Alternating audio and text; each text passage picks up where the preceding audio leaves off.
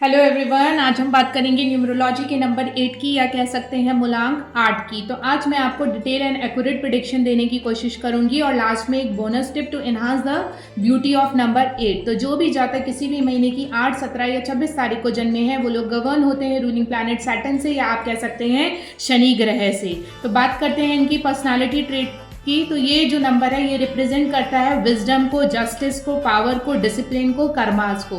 अगर इनकी main characteristics की बात करें तो इनके अंदर स्ट्रांग विल पावर होती है, डिटर्मिनेशन बहुत ज़्यादा होती है, हाईली एम्बिशियस होते हैं, गोल ओरिएंटेड होते हैं, प्रैक्टिकल थिंकर होते हैं with leadership qualities. They believe in hard work rather than in luck, and deep, serious and you can say emotionally बहुत ज़्यादा reserved लोग ये होते हैं। इनकी जो सक्सेस होती है वो थोड़ी डिले हो जाती है, बट जब सक्सेस आती है तो वो लॉन्ग लास्टिंग रहती है।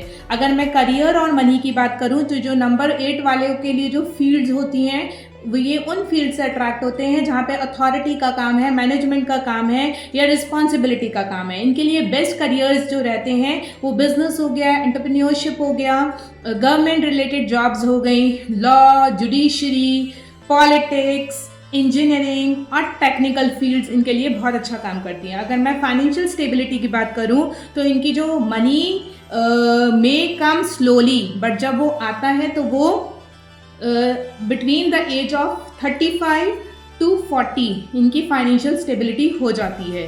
अगर मैं लव एंड रिलेशनशिप की बात करूं तो ये लोग बहुत जो लॉयल और इमोशनल गार्डेड पर्सन होते हैं। They love deeply but they can not show their emotions to others. They value commitment and loyalty, and if I talk about their compatibility number, it is 2, 4 and 6।